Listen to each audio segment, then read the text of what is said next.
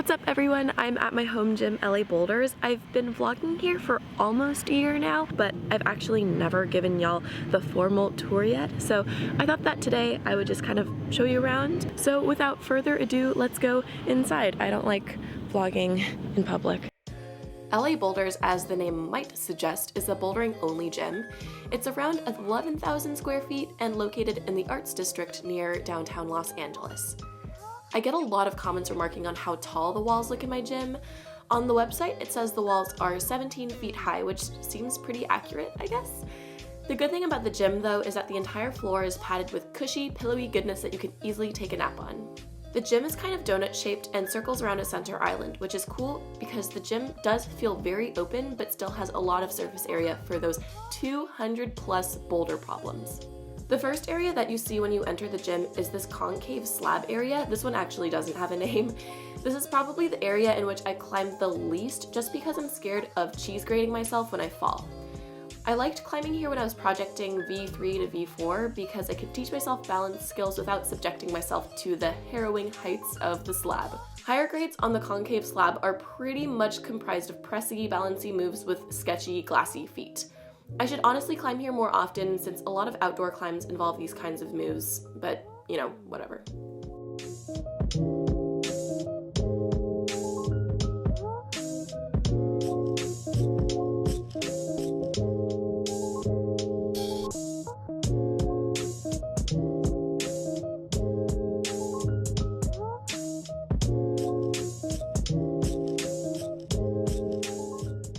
If you follow this area clockwise, you come across the Wavy Gravy. The first part of all these problems is a burly roof section where you have to top a lip and do a slabby top out. Especially near the far side of the Wavy Gravy, the top outs can get pretty tall, which is great for training your commitment and mental game. If this is making your palms sweat, I have a video about getting over the fear of falling in bouldering, which I will link right here.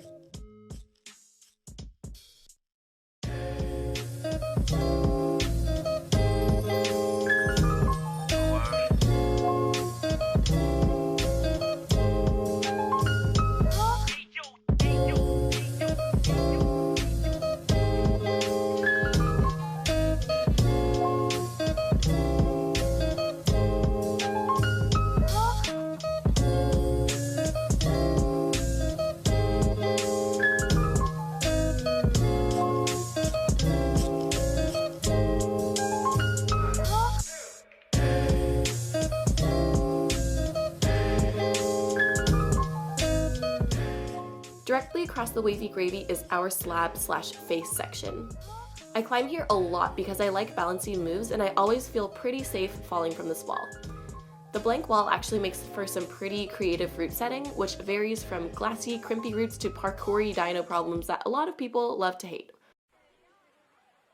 I've been held up in this city for a while due to the rain.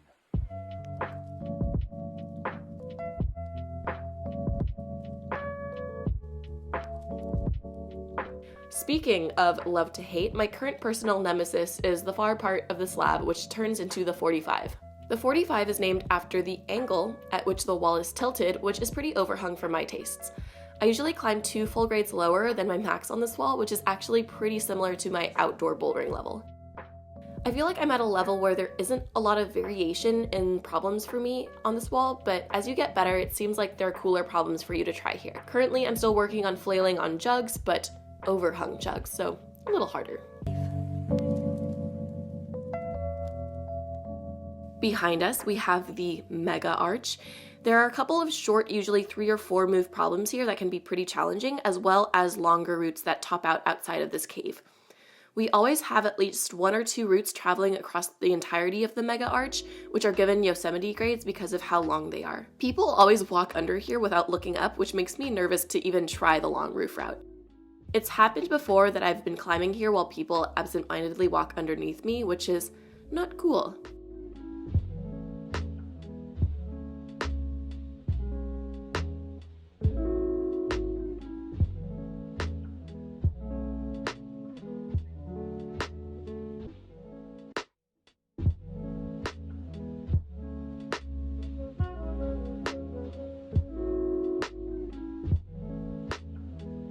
Rounding out the entirety of the middle donut hole of the gym is the alcove. I feel like this is the area with the greatest variety of climbs, so it's a popular area because there's something for everybody. It's a concave wave type wall with a tall, cresty top out. I like this area because while there's some overhang, it's really only 1 or 2 moves where you're really overhung and struggling. The little area next to the alcove is cool too. I think it's called the bulge, which usually has some cool party moves where you're facing outwards and stemming and flipping and doing somersaults, and it's all around a good time.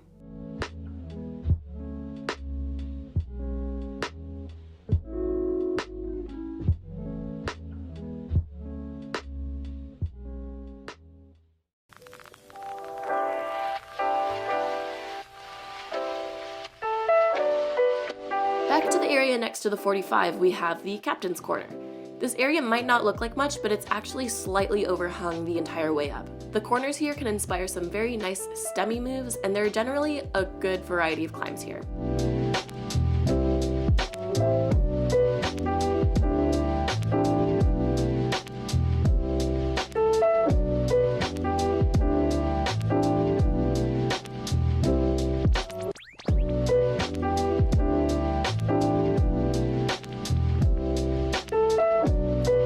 Next to the captain's corner, we have a structure that was constructed to look like a famous climb in Bishop. The area right next to the Atari is probably the most popular area in the entire gym, which is called the horseshoe.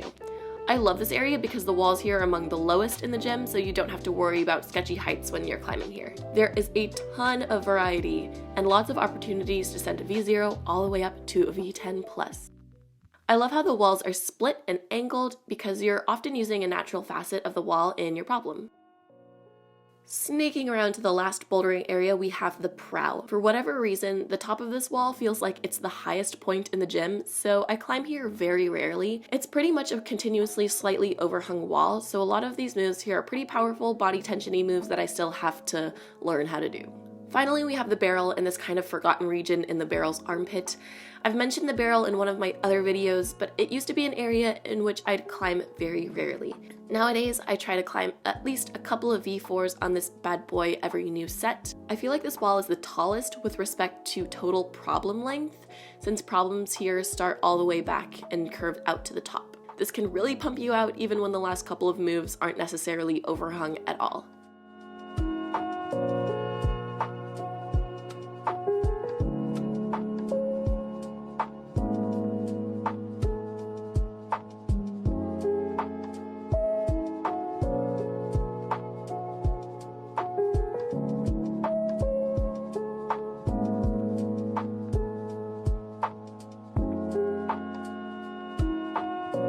And those are all the climbing areas in the gym, but the gym is so much more than the sum of its holds. We have fitness areas, hangboards, campus boards, you name it. I very rarely do any training outside of climbing, but I do go to one workout class a week taught by my BFF, Jacqueline. I also have legit just gone to the gym to use the treadmill in the morning and do nothing else, which is kind of embarrassing, but whatever.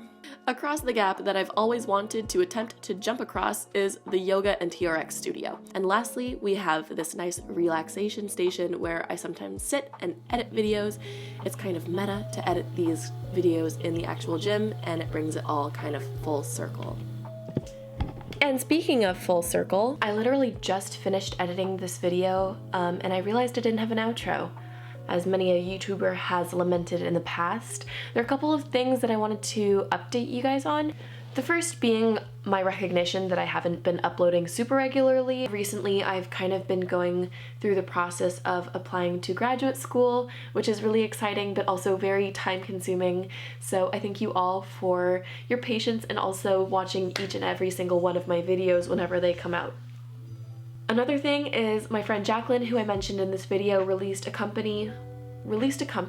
I clearly did not go to business school. My friend Jacqueline just released a new line of climbing inspired apparel / merchandise, which I think is all really cute. She's been working on it for a very long time. It's called Mono Pocket, spelled Mono PKT. Currently she has a bunch of really cute designs in t-shirts and hoodie forms. There's something seriously for everybody out there.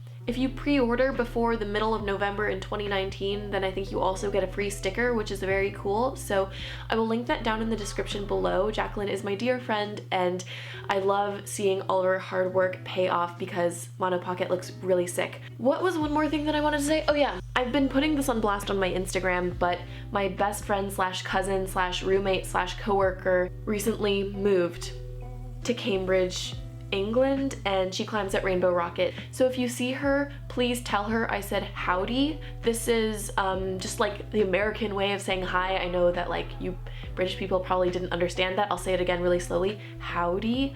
There was also a video that I worked on pretty recently that was how to get over the fear of falling. A lot of people have been asking for that video, so if you missed that, I would really recommend you check it out, which I will link over here, as well as a different video that YouTube will recommend to you on my left shoulder. Check those out, and until next time, there will be a video very soon coming to a screen near you. Alright, see ya!